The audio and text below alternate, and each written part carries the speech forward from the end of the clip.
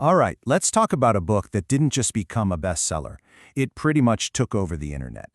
I'm talking about Colleen Hoover's massively popular novel, It Ends With Us. So, what is it about this story that just resonated with millions and millions of people? Well, that's what we're going to break down.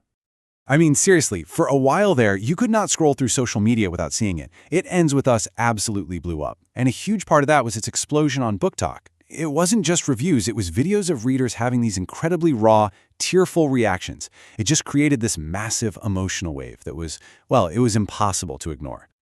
And all that buzz online, it had a huge impact in the real world, way beyond just book sales. It got people talking, really talking, about something as difficult and complex as domestic violence.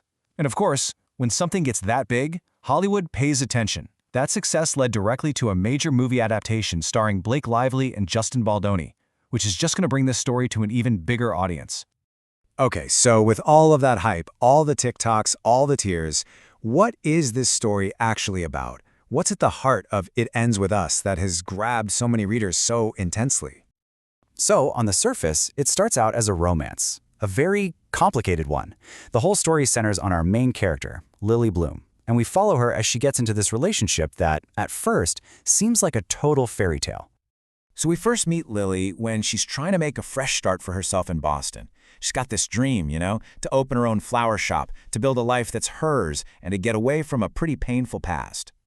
And there are really three people at the center of this whole thing. First, you've got Lily, who's both strong and incredibly vulnerable. Then in walks Ryle Kincaid. He's a brilliant, super charming neurosurgeon who seems almost too good to be true.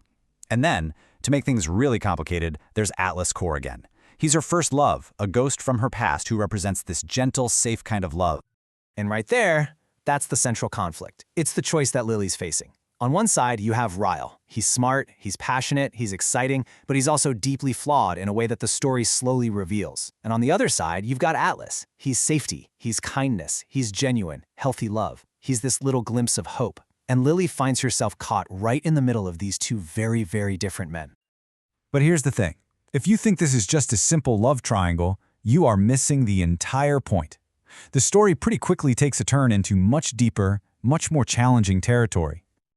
This is where the story shows its true colors.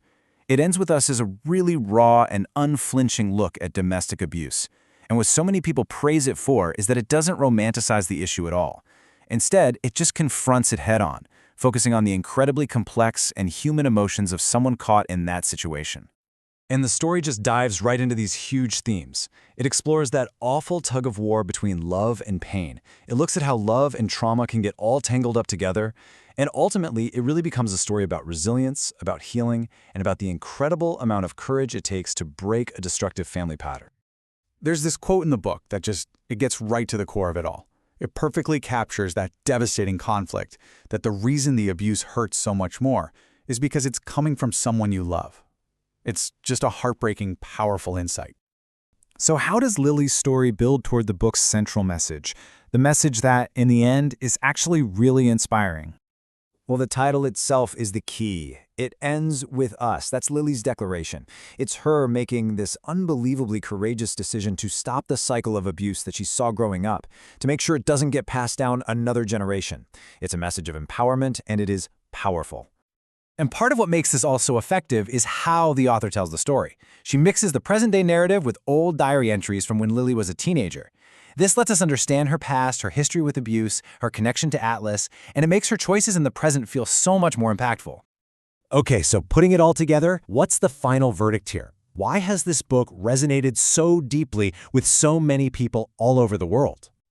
Well, you can see a pretty balanced view. The strengths are undeniable. It has a massive emotional impact, it portrays abuse honestly, and it carries this really inspiring message about self-worth.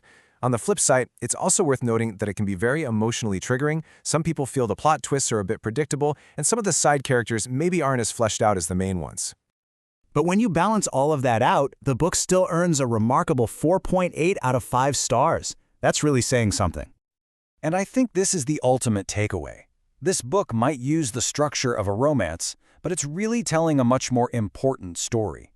It's a story about strength, about the fight for self-love, and about the incredible courage it takes to finally say, "This painful cycle ends with me." And that kind of leaves us with one big important question to think about. When millions of people read a story like this, can a novel that looks like a love story on the outside actually change the public conversation about something as serious as domestic abuse? It's a powerful thought to end on.